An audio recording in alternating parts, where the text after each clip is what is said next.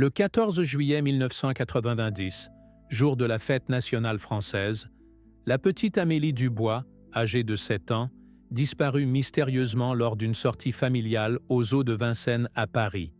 créant l'une des affaires de disparition d'enfants les plus troublantes de la capitale française et plongeant sa famille dans un cauchemar qui durerait plus d'une décennie. Amélie était venue aux eaux avec ses parents, Jean-Pierre et Marie Dubois, ainsi que sa grand-mère maternelle, Mamie Colette, pour célébrer la fête nationale dans une ambiance festive et familiale qui devait marquer le début des vacances d'été tant attendues par la fillette. La famille avait passé une matinée merveilleuse à découvrir les animaux, Amélie montrant un enthousiasme particulier pour les lions et les éléphants, prenant des photos avec l'appareil jetable que ses parents lui avaient offert pour l'occasion spéciale. Vers 14h30, alors que la famille faisait une pause déjeuner près de la cafétéria du zoo, Amélie demanda la permission d'aller voir une dernière fois les flamants roses qui se trouvaient dans un enclos proche, visible depuis leur table de pique-nique installée sous les arbres centenaires du parc. D'où nous lisez-vous?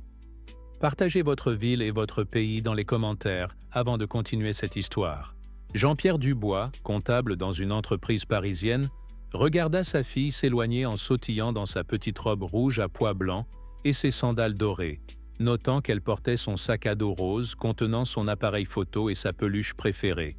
un petit lapin blanc nommé Coco. Quand Amélie ne revint pas après 20 minutes, Marie commença à s'inquiéter et partit à sa recherche, mais ne la trouva nulle part près de l'enclos des flamands nidant les environs immédiats, déclenchant une alerte immédiate auprès du personnel de sécurité du zoo. La recherche initiale mobilisa tous les gardiens disponibles, les agents de sécurité et même des visiteurs volontaires qui fouillèrent méthodiquement chaque recoin du zoo de 14,5 hectares. Mais malgré leurs efforts acharnés, aucune trace d'Amélie ne fut découverte avant la fermeture du parc. 12 ans plus tard, une révélation choquante d'une ancienne employée du zoo bouleverserait tout ce que l'on croyait savoir sur cette disparition et exposerait une vérité terrifiante qui avait été cachée pendant plus d'une décennie, transformant cette tragédie en un symbole de la lutte pour la protection de l'enfance en France. L'enquête sur la disparition d'Amélie Dubois mobilisa immédiatement la brigade de protection des mineurs de la préfecture de police de Paris, dirigée par le commissaire principal Claude Moreau, un vétéran de 30 ans d'expérience dans les affaires impliquant des enfants disparus ou en danger. L'investigation révéla rapidement les défis inhérents à ce type d'affaires dans un lieu public fréquenté par des milliers de visiteurs, où l'absence de témoins fiables et la multiplicité des pistes potentielles compliquaient considérablement le travail des enquêteurs expérimentés. Le zoo de Vincennes fut immédiatement bouclé, tous les visiteurs étant interrogés avant d'être autorisés à quitter les lieux. Mais cette mesure de sécurité exceptionnelle ne permit pas d'identifier des témoins ayant vu Amélie après 14h45, ou ayant remarqué quelque chose de suspect dans ses environs. Les caméras de surveillance du zoo, encore rudimentaires en 1990, ne couvraient que les entrées principales et quelques zones sensibles, laissant de vastes espaces non surveillés où un enlèvement aurait pu avoir lieu sans être détecté par les systèmes de sécurité existants. La famille Dubois fut soumise à des interrogatoires approfondis selon les protocoles standards, mais Jean-Pierre et Marie passèrent tous les tests de détecteurs de mensonges et bénéficiaient d'alibis solides, confirmés par de nombreux témoins, qui les avaient vus aux zoo toute la journée. L'enquête s'étendit rapidement aux délinquants sexuels fichés dans la région parisienne, avec des vérifications d'alibis pour des dizaines d'individus ayant des antécédents de crimes contre des mineurs, mais aucune de ces pistes ne produisit d'éléments probants reliant un suspect à la disparition d'Amélie. Des fouilles extensives furent organisées dans les parcs, bâtiments abandonnés et zones boisées de la région parisienne, avec des équipes cynophiles et des centaines de bénévoles qui ratissèrent systématiquement les lieux où le corps d'un enfant aurait pu être dissimulé. L'affaire reçut une couverture médiatique massive. La photographie d'Amélie apparaissant dans tous les journaux français et sur les chaînes de télévision nationales, générant des centaines d'appels et de signalements qui occupèrent les enquêteurs, mais ne menèrent finalement nulle part. Des psychologues spécialisés dans les crimes contre les enfants furent consultés pour établir des profils de suspects potentiels et analyser les circonstances de la disparition. mais leurs théories variaient entre l'enlèvement par un inconnu et la possibilité qu'Amélie ait quitté le zoo et rencontré un accident ailleurs. Au fil des semaines sans avancée significative, l'enquête active fut progressivement réduite, bien que le commissaire Moreau continuât à examiner régulièrement le dossier et à suivre toute nouvelle piste émergeant de la publicité continue et des campagnes de sensibilisation publique organisées par la famille désespérée. Les années qui suivirent la disparition d'Amélie furent marquées par la désintégration progressive de la famille Dubois, incapable de surmonter la perte traumatisante et l'incertitude constante concernant le sort de leur fille unique, tandis que l'affaire devenait un dossier froid qui hantait la conscience collective parisienne. Marie Dubois abandonna son poste d'institutrice pour se consacrer entièrement à la recherche de sa fille, créant une association de familles d'enfants disparus qui organisait des campagnes de sensibilisation, des distributions de tracts et des rassemblements annuels pour maintenir l'affaire dans l'attention publique. Jean-Pierre tenta de préserver une apparence de normalité en continuant son travail de comptable, mais la pression psychologique de l'enquête, l'attention médiatique constante et l'obsession de sa femme pour retrouver Amélie finirent par provoquer leur séparation, puis leur divorce en 1994. Le zoo de Vincennes, traumatisé par cette tragédie survenue en ses murs, mit en place de nouvelles mesures de sécurité incluant des caméras supplémentaires, une formation renforcée du personnel et des protocoles stricts pour répondre aux signalements d'enfants perdus. Mais ces améliorations ne purent effacer l'ombre que l'affaire non résolue jetait sur l'institution. Mamie Colette, qui s'était toujours reproché de ne pas avoir accompagné Amélie au Flamand Rose, développa une dépression sévère qui nécessita plusieurs hospitalisations et ne put jamais se remettre complètement de la culpabilité qu'elle ressentait. La fréquentation du zoo diminua initialement car les parents parisiens craignaient d'emmener leurs enfants dans un lieu associé à une telle tragédie. Mais avec le temps, la mémoire publique s'estompa et le nombre de visiteurs revint progressivement à la normale. Le commissaire Moreau, personnellement investi dans l'affaire, continua à travailler sur le dossier même après sa retraite officielle, maintenant le contact avec la famille Dubois et suivant toute nouvelle piste ou développement dans des affaires similaires qui pourraient apporter des éclairages. Plusieurs autres cas de disparition d'enfants dans la région parisienne furent examinés pour d'éventuelles connexions avec l'affaire Amélie, mais aucune similitude ne fut assez forte pour établir un lien définitif ou ouvrir de nouvelles avenues d'investigation. L'affaire inspira des changements dans la conduite des enquêtes de disparition d'enfants, avec des temps de réponse plus rapides, une meilleure coordination entre les services et des techniques plus sophistiquées pour traiter et analyser les preuves des scènes de crime. Marie Dubois se remaria avec un collègue militant, rencontré dans son association, mais elle ne cessa jamais de chercher Amélie, ni de croire qu'un jour la vérité serait révélée sur ce qui s'était passé ce 14 juillet 1990, gardant vivant l'espoir malgré les années qui s'écoulaient, sans réponse. En mars 2002, 12 ans après la disparition d'Amélie Dubois, une ancienne employée du zoo de Vincennes, nommée Sylvie Moreau, prit la décision qui allait enfin faire éclater la vérité sur cette affaire et révéler un secret terrifiant qu'elle avait gardé pendant plus d'une décennie. Sylvie, qui avait travaillé comme soigneuse animalière au zoo de 1988 à 1995, contacta le commissaire Moreau, aucun lien de parenté, avec des informations qu'elle affirmait avoir pesé sur sa conscience depuis 12 ans. Des informations qui allaient exposer une dissimulation, impliquant plusieurs employés du zoo et un prédateur qui avait opéré au sein de l'institution. Selon le récit de Sylvie, le jour de la disparition d'Amélie, elle avait été témoin de quelque chose de troublant en effectuant sa tournée de soins dans une zone technique du zoo non accessible au public. Mais elle avait été menacée de licenciement et d'autres représailles par sa hiérarchie qui craignait que le scandale ne détruise la réputation de l'établissement. Sylvie révéla qu'elle avait vu Amélie être emmenée dans un bâtiment de maintenance par Gérard Fontaine, le responsable de la sécurité du zoo, qui avait convaincu la petite fille que ses parents la cherchaient et qu'il l'aidait à les retrouver en sécurité. Quand Sylvie s'était approchée du bâtiment pour enquêter, elle avait entendu Amélie pleurer et appeler sa maman.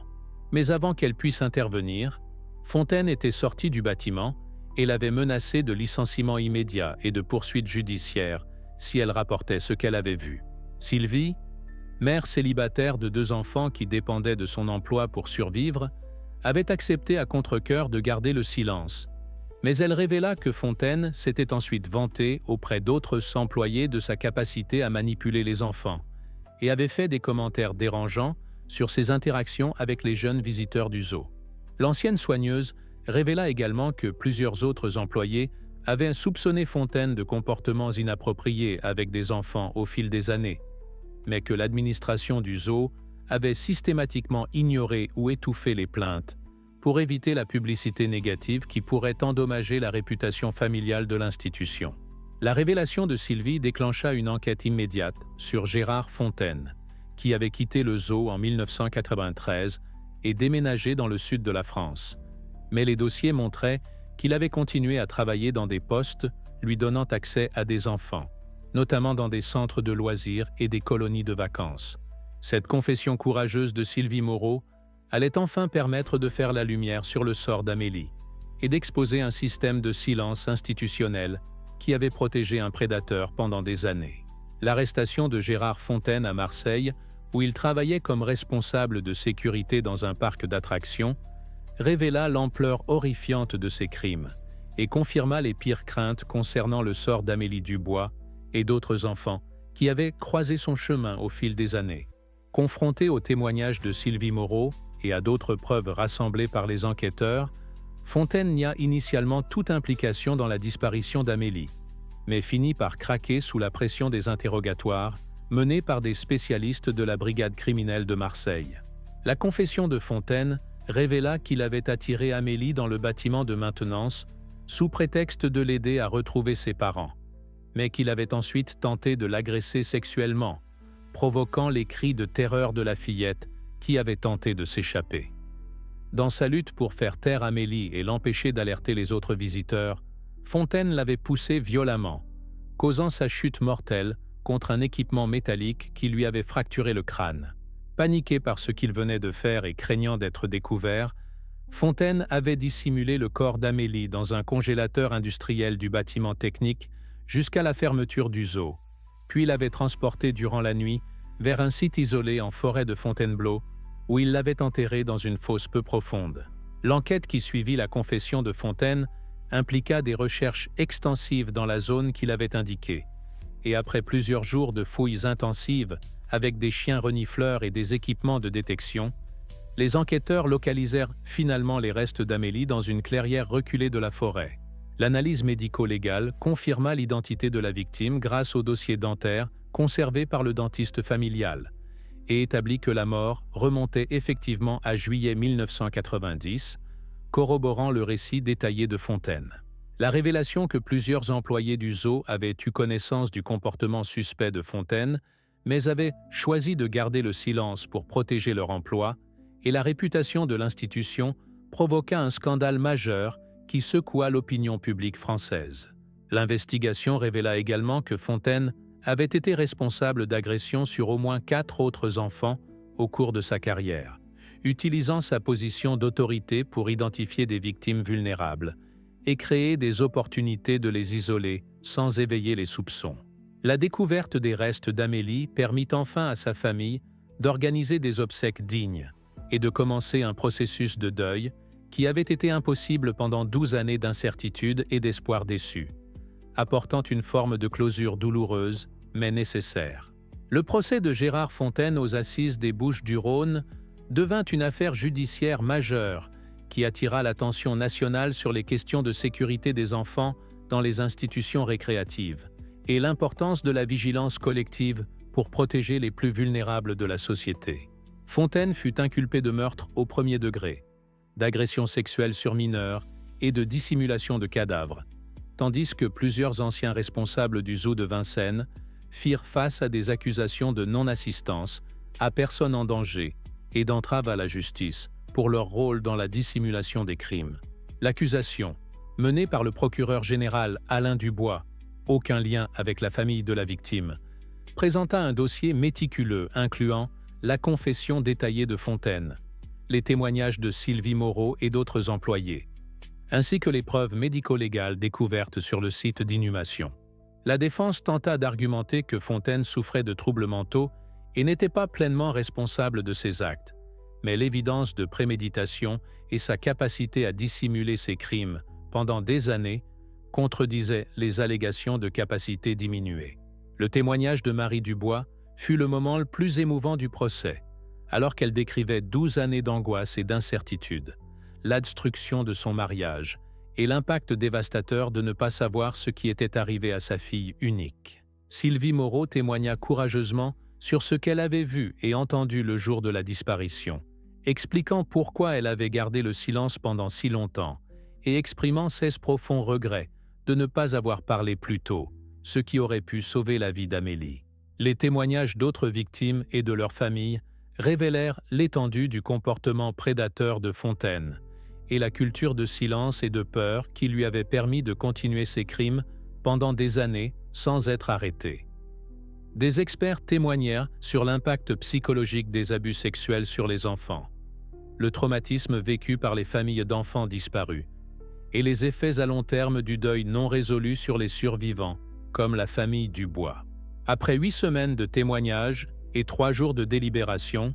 le jury déclara Fontaine coupable sur tous les chefs d'accusation, le condamnant à la réclusion criminelle à perpétuité sans possibilité de libération conditionnelle. Les verdicts furent perçus comme une victoire pour les défenseurs de la protection de l'enfance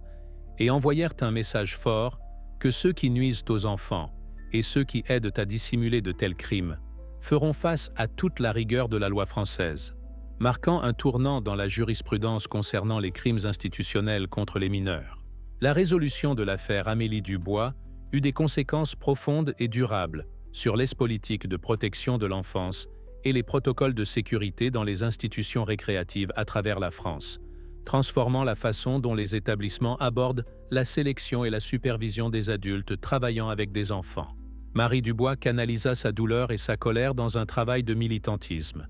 développant son association en une fondation nationale qui soutenait les familles d'enfants disparus et promouvait des mesures de sécurité renforcées dans les programmes extrascolaires, particulièrement dans les lieux de loisirs où les enfants interagissent étroitement avec le personnel adulte. La Fondation Amélie Dubois développa des protocoles de sécurité complets qui furent adoptés par des centaines de zoos, parcs d'attractions et centres de loisirs à travers le pays, mettant l'accent sur des vérifications d'antécédents approfondies, une formation obligatoire au signalement et des systèmes de supervision améliorés. Marie travailla également en étroite collaboration avec les forces de l'ordre pour améliorer les enquêtes d'enfants disparus, plaidant pour des temps de réponse plus rapides, une meilleure coordination entre les agences et des techniques plus sophistiquées pour traiter les preuves et suivre les suspects. Le zoo de Vincennes subit une transformation complète suite au scandale, avec une nouvelle direction implémentant des mesures de sécurité révolutionnaires qui devinrent un modèle pour d'autres institutions, incluant des vérifications complètes du personnel, des audits de sécurité réguliers et la création d'un poste d'officier de protection de l'enfance. L'affaire inspira des réformes législatives, notamment le renforcement des vérifications d'antécédents pour les personnes travaillant avec des mineurs et l'obligation de signalement pour tout professionnel témoin de maltraitance, indépendamment des conséquences potentielles pour leur institution. Sylvie Moreau, dont le courage à témoigner avait finalement apporté justice pour Amélie, reçut une protection contre les représailles et fut honorée par les organisations de défense des enfants pour son rôle dans l'exposition de la vérité, bien qu'elle continuât à lutter contre la culpabilité de ces années de silence. Les défaillances institutionnelles exposées par l'affaire menèrent au développement de nouveaux programmes de formation pour les administrateurs et superviseurs, leur enseignant à reconnaître les signes de comportement prédateur et soulignant leurs obligations légales et morales de signaler les abus suspectés. Des experts en psychologie de l'enfant utilisèrent l'affaire pour développer de nouvelles approches thérapeutiques pour aider les familles à faire face au traumatisme de perdre un enfant dans la violence, tout en créant des programmes éducatifs pour enseigner aux enfants la sécurité personnelle sans créer de peur ou d'anxiété inutile. Le jardin mémorial établi en l'honneur d'Amélie au zoo de Vincennes devint un lieu de réflexion et de souvenir, rappelant l'importance de la vigilance communautaire et de la protection des plus vulnérables de notre société. 10 ans après la condamnation de Gérard Fontaine, L'impact de l'affaire Amélie Dubois continuait d'influencer les pratiques de protection de l'enfance à travers l'Europe, tandis que la fondation établie en sa mémoire était devenue l'une des organisations les plus efficaces du continent pour prévenir l'enlèvement d'enfants et soutenir les familles affectées. La Fondation Amélie Dubois avait aidé à localiser plus de 150 enfants disparus grâce à ses techniques d'investigation innovantes et sa coordination avec les forces de l'ordre, tout en fournissant des services de conseil et de soutien à des milliers de familles confrontées au traumatisme de la victimisation d'enfants. Marie Dubois était devenue une experte reconnue nationalement en sécurité des enfants et responsabilité institutionnelle, consultant avec des organisations à travers l'Europe et parlant lors de conférences sur les leçons apprises de l'affaire de sa fille et l'importance de créer des cultures de protection et de transparence. Les protocoles de sécurité développés en réponse à l'affaire d'Amélie avaient été adoptés par des institutions dans plus de 20 pays, contribuant à une réduction significative des cas signalés d'abus et d'enlèvement d'enfants dans les environnements récréatifs supervisés. Le Zoo de Vincennes était devenu un leader en innovation de sécurité des enfants, accueillant régulièrement des conférences et des sessions de formation pour d'autres établissements, tout en continuant à affiner et améliorer ses systèmes de protection basés sur de nouvelles recherches. Sylvie Moreau avait trouvé la paix grâce à son travail continu avec la Fondation, servant de formatrice pour les employés qui sont témoins de comportements suspects et les aidant à comprendre leurs obligations morales et légales de signaler les préoccupations. L'affaire avait inspiré de nombreuses études académiques sur la responsabilité institutionnelle, le comportement des prédateurs et la psychologie de l'intervention des témoins, contribuant à une meilleure compréhension de la façon dont les organisations peuvent créer des environnements qui protègent les enfants. Des entreprises technologiques avaient développé de nouvelles applications de sécurité et systèmes de surveillance inspirés par l'affaire d'Amélie, incluant de meilleurs outils de communication pour signaler les préoccupations et des systèmes de suivi qui aident les parents et organisations à maintenir la conscience de la localisation des enfants. La conférence annuelle mémoriale. Amélie Dubois était devenue l'un des rassemblements les plus importants pour les professionnels de la protection de l'enfance, réunissant des officiers de police, éducateurs, psychologues, défenseurs des victimes et membres de famille pour partager les connaissances et développer de nouvelles stratégies. Gérard Fontaine était décédé en prison en 2018, emportant avec lui tout secret supplémentaire sur ses crimes. Mais son affaire continuait d'être étudiée par les psychologues criminels et les agences de police comme exemple de la façon dont les défaillances institutionnelles peuvent permettre aux prédateurs d'opérer impunément pendant des années sans être détectés ou arrêtés. 15 ans après la résolution de l'affaire d'Amélie, son histoire était devenue une pierre angulaire de la défense de la protection de l'enfance et avait influencé les protocoles internationaux pour enquêter sur les abus institutionnels et empêcher les prédateurs d'exploiter les positions de confiance pour nuire aux enfants. La Fondation Amélie Dubois avait étendu ses opérations mondialement, travaillant avec des organisations dans 18 pays pour développer des programmes d'éducation à la sécurité culturellement appropriés et soutenir les familles confrontées aux cas d'enfants disparus indépendamment de leur localisation géographique ou circonstances économiques. Marie Dubois avait été honorée de nombreux prix internationaux pour son travail de militantisme, incluant une reconnaissance des Nations Unies pour ses contributions aux efforts de protection de l'enfance et son rôle dans le développement de nouveaux standards globaux pour la sécurité et responsabilité institutionnelle. Les techniques d'investigation et protocoles de sécurité développés en réponse à l'affaire d'Amélie avaient été adoptés par des organisations de jeunesse dans le monde entier,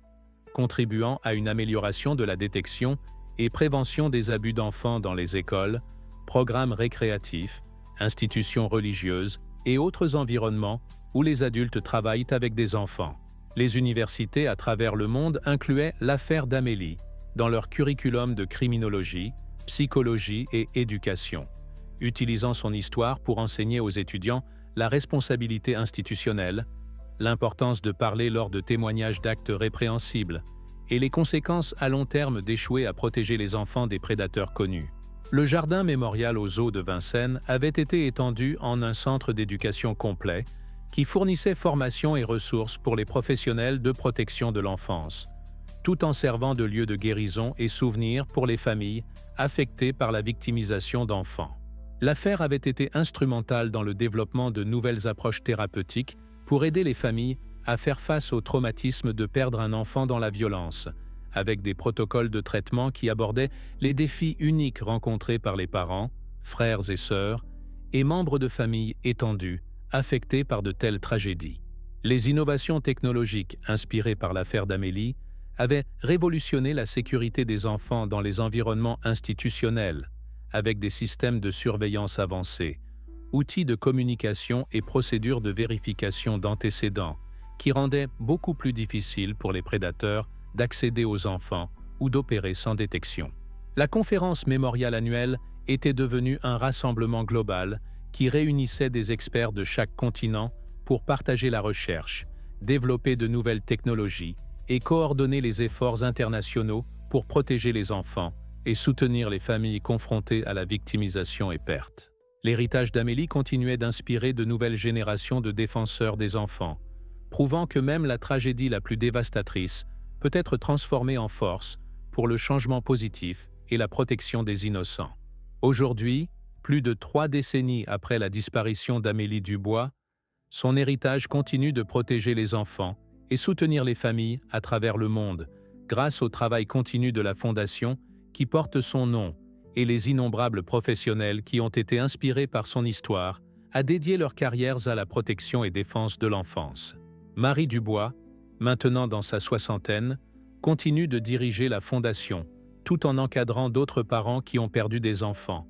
partageant la sagesse durement acquise qui vient de survivre à une perte inimaginable et trouver un but en aidant d'autres à naviguer des tragédies similaires avec espoir et détermination. Le Zoo de Vincennes, maintenant connu sous le nom de Zoo Mémorial Amélie Dubois, sert de témoignage vivant à la possibilité de transformation et rédemption,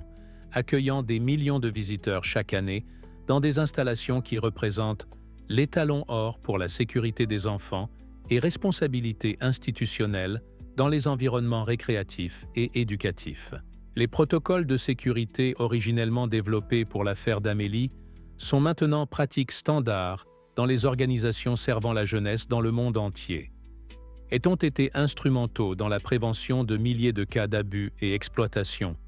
prouvant que sa mort n'a pas été vaine et que le changement positif peut émerger même des tragédies les plus dévastatrices. Le programme d'éducation à la sécurité Amélie Dubois est enseigné dans plus de 25 000 écoles globalement, ayant atteint des millions d'enfants, avec des leçons appropriées à l'âge sur la sécurité personnelle, les adultes de confiance et l'importance de parler quand quelque chose ne semble pas correct ou quand ils sont témoins de comportements préoccupants. Gérard Fontaine était décédé en prison en 2018, marquant la fin de sa capacité à nuire aux enfants, mais son affaire continue d'être étudiée par les agences de police et psychologues criminels comme exemple de la façon dont les prédateurs opèrent et comment les institutions peuvent soit permettre soit prévenir de tels crimes à travers leur politique et culture. Le Centre d'éducation mémorial au Zoo a formé des milliers de professionnels de protection de l'enfance du monde entier, leur fournissant la connaissance et outils nécessaires pour créer des environnements sûrs pour les enfants, tout en soutenant les collègues qui sont témoins de comportements suspects et ont besoin de guidance sur comment répondre appropriément. L'affaire d'Amélie reste une pierre angulaire des programmes de formation des forces de l'ordre, enseignant aux enquêteurs l'importance de la persistance, attention aux détails et le besoin de regarder au-delà des suspects évidents quand les enfants disparaissent dans des circonstances suspectes dans des environnements institutionnels. La conférence globale annuelle en l'honneur d'Amélie est devenue le rassemblement premier pour les professionnels de protection de l'enfance,